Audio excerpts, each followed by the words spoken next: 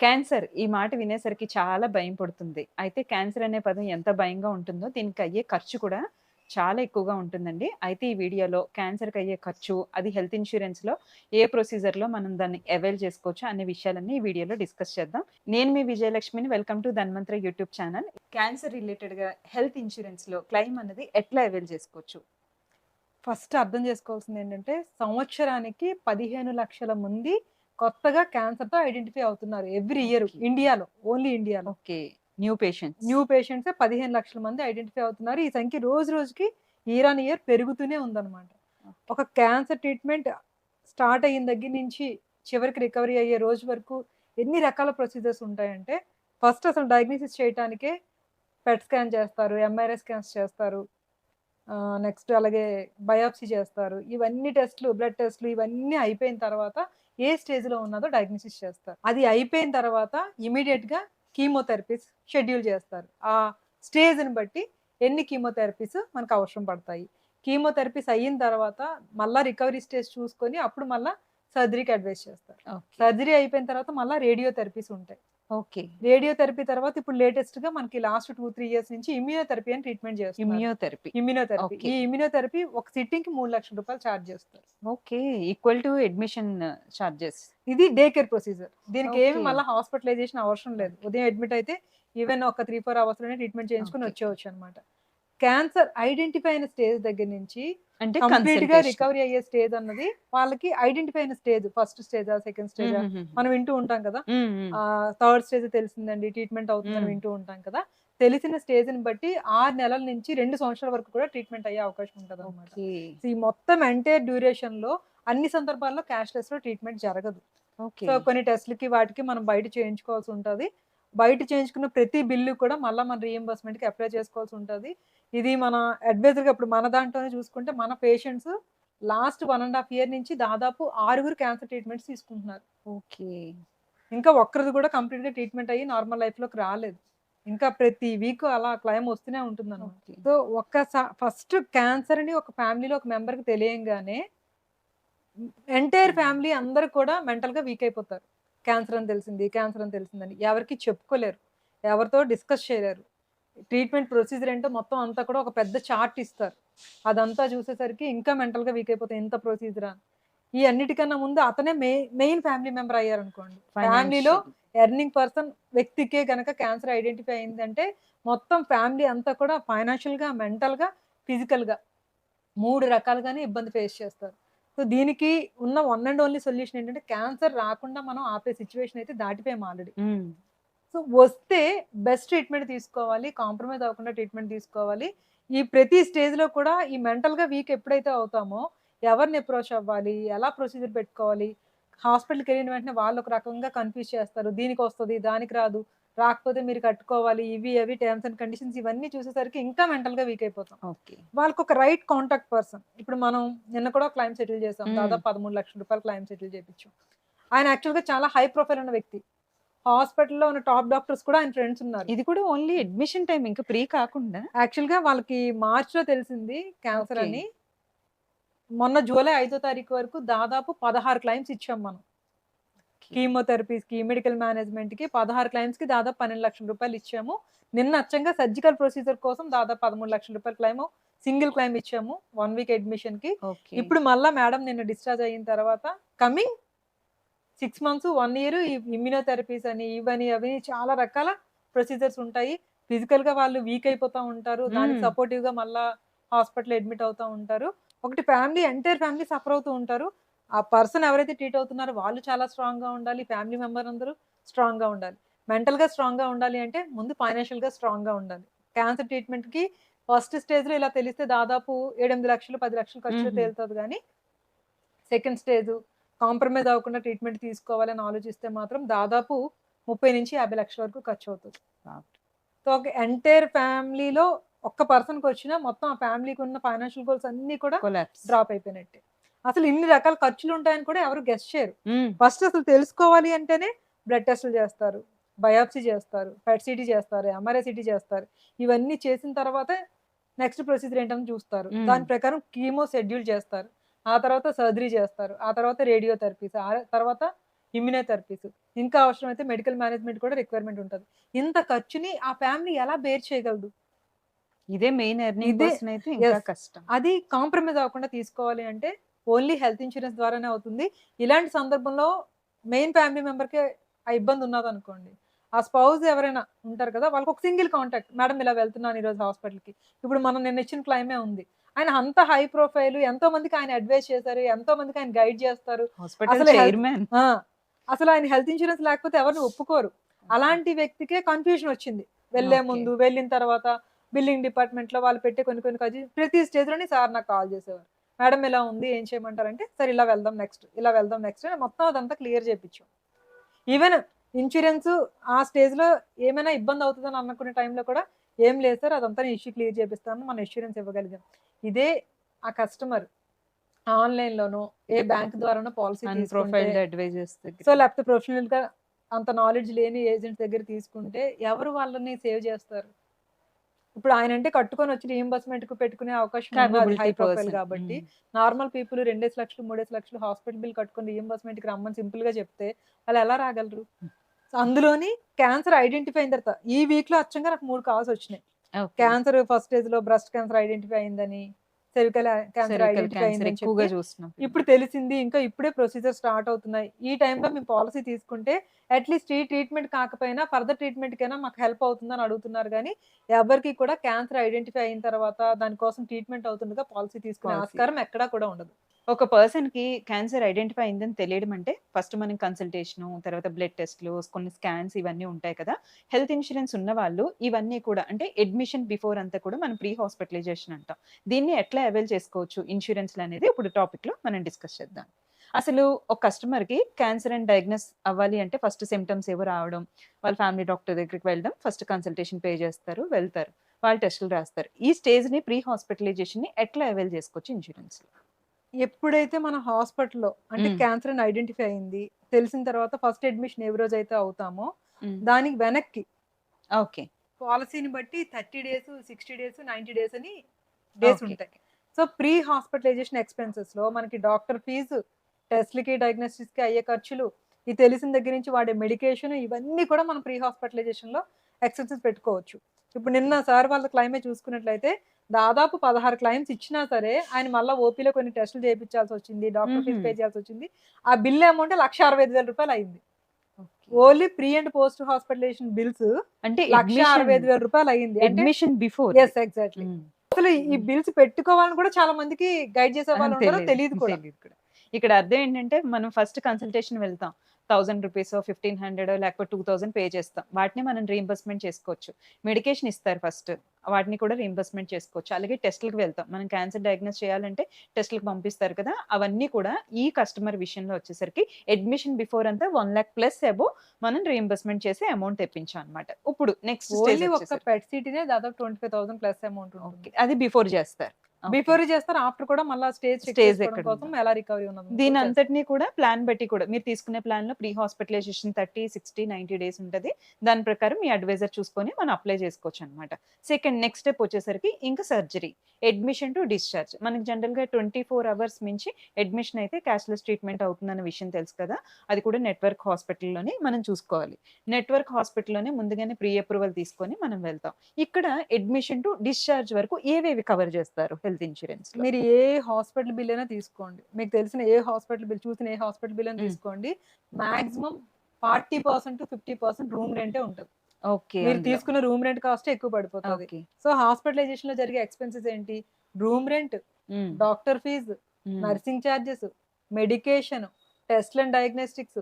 ఒకవేళ ఐసీయూలో ఏమైనా పెట్టాల్సొస్తే ఐసీయూ చార్జెస్. హ్మ్. డాక్టర్‌కి మళ్ళా సెపరేట్‌గా ఆన్ విజిట్ వచ్చే వాళ్ళు సెపరేట్ డాక్టర్స్ ఉంటారు. వాళ్ళకి సర్జరీ చేసేటప్పుడు ఆపరేషన్ థియేటర్ చార్జెస్, మళ్ళా anaesthesia. Surgeon cost, anaesthesia doctor fees, మళ్ళా అది ఓటీకి సెపరేట్‌గా కిట్ అని చెప్పి అది యూజ్ చేస్తారు. ఓకే. ఓకే. ఒకవేళ ఏమైనా ఇంప్లాంట్స్ యూజ్ చేస్తే దాని తాలూకా బ్రేకప్ ఇవన్నీ కూడా డిశ్చార్జ్ అయ్యే వరకు ఇవన్నీ ఖర్చులు అన్నమాట. హుహుహు. ఈ ఖర్చులన్నీ కూడా ఇన్స్యూరెన్స్‌లో కవర్ అవుతాయి.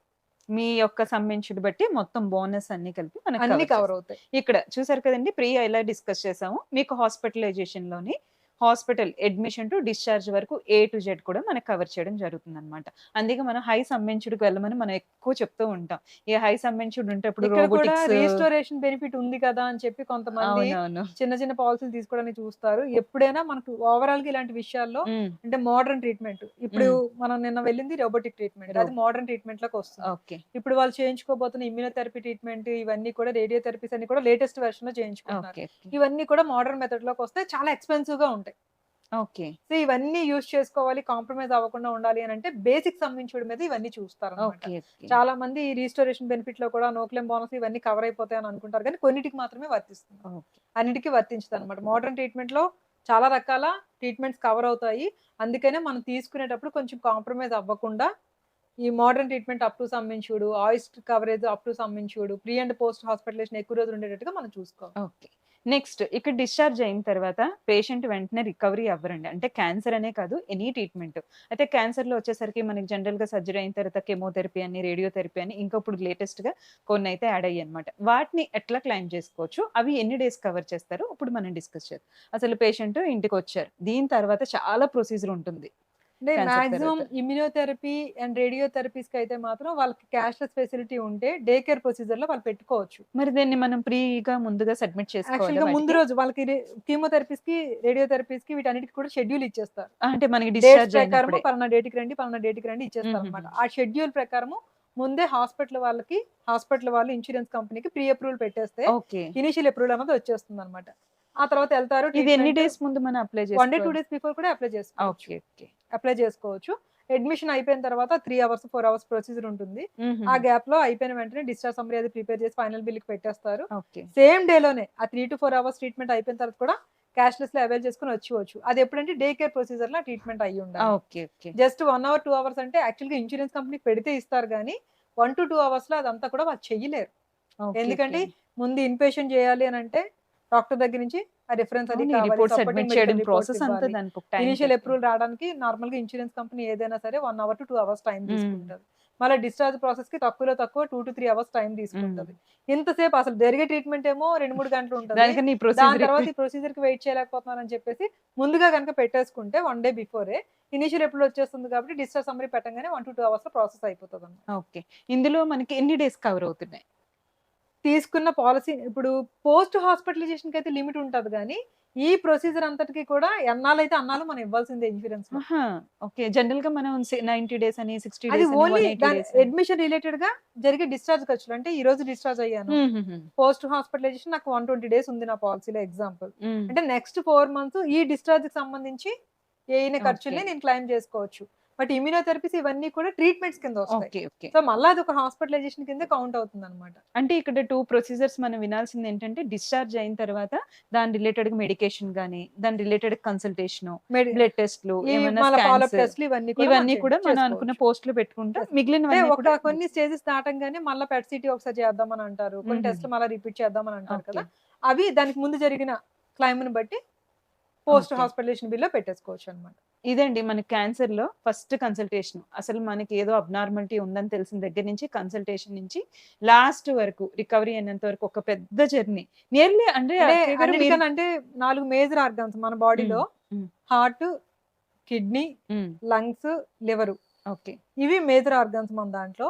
అన్నిటికన్నా ఈజీ ట్రీట్‌మెంట్ తక్కువ ఖర్చుతో కూడుకున్న పని హార్ట్. అంటే స్టంట్లు ఓహో! ఓకే. పడ్డమో ఇలాంటిది ఏదైనా అయితే చాలా తక్కువ ఖర్చుతో ఒకసారి అయిపోయిన వెంటనే దానికి సంబంధించి ఇంకా మెడికల్ మేనేజ్‌మెంట్ సరిపోతది గానీ, హ్మ్. ఇలా లెంతీ ట్రీట్‌మెంట్ అనేది ఉండదనమాట. Okay. But cancer related treatment మిగతావి మాత్రం చాలా డేస్ టైమ్ తీసుకుంటది. మంత్స్ ఆన్ మంత్స్ హ్మ్. జరిగిపోతా ఉంటాయి. ఒక క్లెయిమ్ అయితే మనం దాదాపు 1 ½ ఇయర్ నుంచి ఇస్తున్నాం. Cancer claim. Cancer related claim. బాప్రే!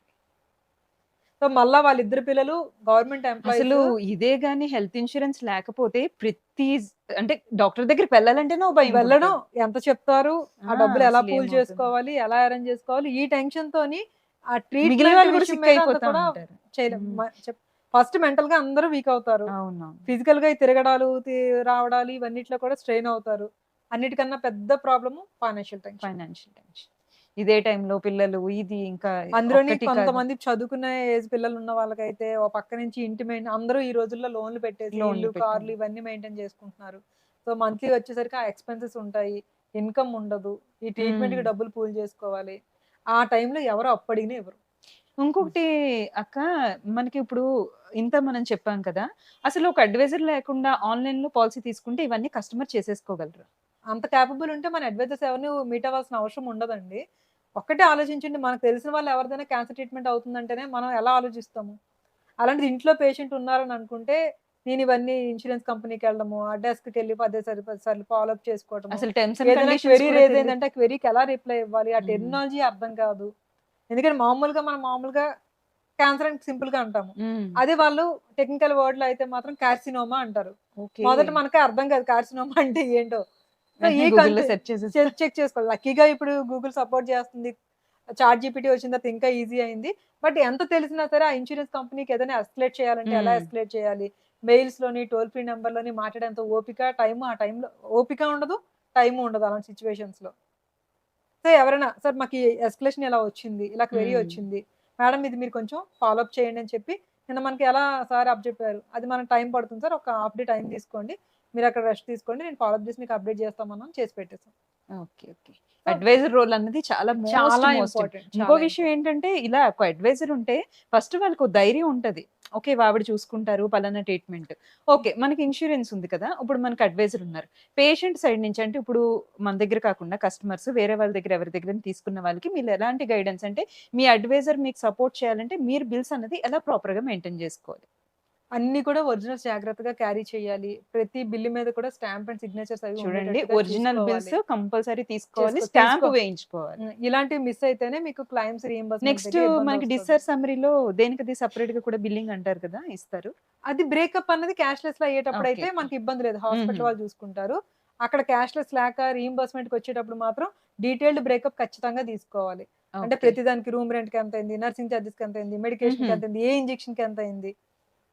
ఏ రోజు ఏం జరిగింది? ఎంత ఖర్చు అనేది ప్రతిది డీటెయిల్డ్ బ్రేకప్ తీసుకోవాలి. దాని ప్రకారమే ఇన్స్యూరెన్స్ కంపెనీ సెటిల్ ఎట్ చేస్తది. ది సేమ్ టైమ్ పేషెంట్ పేరు మీద ప్రాపర్‌గా అన్నీ ఉంటాయి. జనరల్‌గా 99% ఎవరు కూడా రీయింబర్స్‌మెంట్‌కెళ్లరు క్యాన్సర్ హ్మ్. ట్రీట్‌మెంట్‌కి. మాక్సిమం క్యాష్‌లెస్‌కే ఎళ్ళిపోతారు.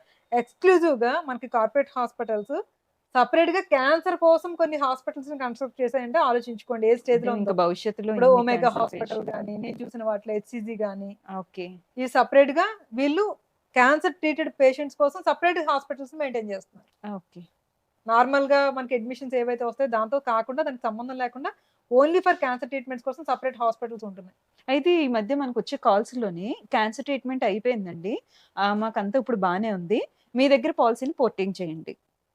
ఇది ఎక్కడ ఎంతవరకు కరెక్ట్? ఎక్కడైతే పాలిసీ ఉందో అక్కడే ఉండాలి తప్పించి వన్స్ క్యాన్సర్ డిటెక్ట్ అయ్యి క్లెయిమ్స్ తీసుకొని హ్మ్. ఉన్న పర్సన్‌కి మాక్సిమం ఏ ఇన్స్యూరెన్స్ కంపెనీ కూడా పాలిసీ ఇవ్వదు. పోర్టింగ్ ఇవ్వదు అండ్ ఫ్రెష్ చాలా కూడా. మంది ఏజెంట్స్ ఎక్కడ పొరపాటు చేస్తున్నారంటే ఎస్పెషల్లీ కొత్తగా జాయిన్ అవుతున్న ఏజెంట్స్ ఇలాంటి వాళ్ళు పాలిసీ ఏం చేయాలని చేస్తున్నారంటే ఆతృత. పాలిసీ చేయాలని ఆతృతలో ప్రీవియస్ క్లెయిమ్స్ ఏమున్నాయని కస్టమర్‌ని అడగట్లేదు. అడగట్లే. అలాగే పాలిసీ తీసుకునేటప్పుడు ఆళ్ళొక 3 ఏళ్ల క్రితం తీసుకున్నారు. 3 ఏళ్ల క్రితం వాళ్ళు హెల్తీగా ఉన్నారు. హ్మ్. బట్ రీసెంట్ డేస్‌లో వాళ్ళకేదో బీపీయో, షుగరో, కొలెస్ట్రాల్ ఇలా ఏదో అని తెలిసింది. మెడిసిన్స్ వాడుతున్నారు. సో, పాలిసీ ఉన్న దాని ప్రకారము ఈ అప్లికేషన్ నింపేసి సబ్మిట్ చేసేస్తున్నారు. హ్మ్. క్లెయిమ్‌కెళ్ళేటప్పుడు పోర్టబిలిటీ చేసేసారు అయిపోయింది. క్లెయిమ్‌కెళ్ళేటప్పుడు ఎప్పటి నుంచి ఉన్నది అంటే, పలానా టైం నుంచి ఉన్నదని చెప్తారు. ఆ టైంలో ఇంకా పాత పాలిసీలోనే ఉంటారు వాళ్ళు. మరి ఓకే. మీరు కొత్తదానికి కోట్ చేసుకున్నప్పుడు ఎందుకు ఈ విషయం చెప్పలేదని చెప్పి సింపుల్‌గా క్లెయిమ్స్ రిజెక్ట్ చేస్తాయి. ఇలాంటి సందర్భంలో ఎవరు ఫైట్ చేసినా సరే ఏ కంపెనీ కూడా క్లెయిమ్ ఇవ్వదు. ఇలాంటి పొరపాట్ల వల్లే క్లెయిమ్ 90% రిజెక్షన్ అవ్వడానికి ఈ కారణం. మధ్య కాలంలో రిజెక్ట్ అవుతున్న క్లెయిమ్స్ కోసం మేము సర్వీస్ చేసి పెడతాము అని చెప్పి కొన్ని ఫర్మ్స్ స్టార్ట్ అయినాయి. ఒక్కొక్క ఫర్మ్ క్లెయిమ్ అమౌంట్ మీద అంటే హాస్పిటల్ బిల్ అవుతుంది కదా! ఒక ఓకే. ఓకే. 5,00,000 bill okay. అయిందనుకో, 5,00,000 మీద 15% నుంచి 20% వరకు చార్జ్ చేసి మేము క్లెయిమ్ సెటిల్మెంట్ ప్రాసెస్‌కి హెల్ప్ చేస్తామని చెప్తున్నారు. రూ. 500, రూ. 1000 తగ్గుతదని ఆన్‌లైన్‌లో తీసుకుంటున్నారు. తీసుకుంటా. అక్కడ ఎవరిని అప్రోచ్ అవ్వాలో, ఎవరితో డిస్కస్ చేయాలో తెలియక ఆ బిల్స్ అన్నీ కూడా ఎలాగోలా అప్పో సప్పో చేసి కట్టుకుంటున్నారు. అవన్నీ రీయింబర్స్‌మెంట్‌కి పెట్టుకునే ప్రాసెస్ కూడా తెలియక ఇబ్బంది పడుతున్నారు. ఈ సగం సగం డాక్యుమెంట్స్ సబ్మిట్ చేయడం వల్ల క్లెయిమ్ మళ్ళా రిజెక్ట్ అయిపోతది. ఆ రిజెక్ట్ అవుతున్న క్లెయిమ్స్‌ని మేము మీ తరపు నుంచి ప్రాపర్‌గా ఫాలో అప్ చేసి, గైడ్ చేసి మేము ప్రాసెస్ చేస్తామని చెప్పి, ఆ క్లెయిమ్ అమౌంట్ మీద not on premium. Okay. Claim amount మీద they are charging almost 20% plus GST. Okay. Plus GST. Nearly 30%, plus GST. 35% వెళ్ళిపోతది. వాళ్ళు కూడా ఏం చేస్తారంటే, ఆ ప్రొసీజర్ ప్రకారమే ఫాలో అవ్వాలి. అంతే ఎవరైనా. ఫైట్ చేస్తేనంత మాత్రం క్లెయిమ్ వచ్చేస్తదని అనుకోవడం చాలా తెలివి తక్కువతనం. ఆ హ్మ్. ప్రాపర్ వేలో కరెక్ట్‌గా డాక్యుమెంట్ సబ్మిట్ చేస్తేనే అది నేనైనా, వాళ్ళైనా సరే వస్తుంది. ఓకే. రాని క్లెయిమ్‌ని ఎవ్వరు ఫైట్ చేసి తెప్పించలేరు. ఇదండి. మనం క్యాన్సర్ ట్రీట్మెంట్ గురించి విన్నాం కదా! అసలు హెల్త్ ఇన్స్యూరెన్స్ లేకపోతే అది సెకండరీ టాపిక్ అండి. ఉంటే కూడా ఎంత జర్నీ ఉంటుందో చూసారు కదా! ప్రీ అండ్ సర్జరీ టైము, అలాగే పోస్ట్ హాస్పిటలైజేషన్. ఇవన్నీ కూడా ఒక అడ్వైజర్ ద్వారా ఎంత ఎనకాతల బ్యాక్‌గ్రౌండ్ వర్క్ చేస్తారన్నది ఈ వీడియోలో క్లియర్‌గా విన్నారు కదా! ఇలాంటి మరికొన్ని వాల్యుబుల్ వీడియోస్ మన ఛానెల్‌లో అప్‌లోడ్ చేయడం జరుగుతుందండి కమింగ్ డేస్‌లోని. ఈ వీడియో మీకు నచ్చినట్టయితే తప్పకుండా లైక్ చేయండి, షేర్ చేయండి, సబ్స్క్రైబ్ చేసుకోవడం మాత్రం మర్చిపోద్దు. మరొక మంచి వీడియోతో మీ ముందుకొస్తుంది ధన్వంతర. Thank you.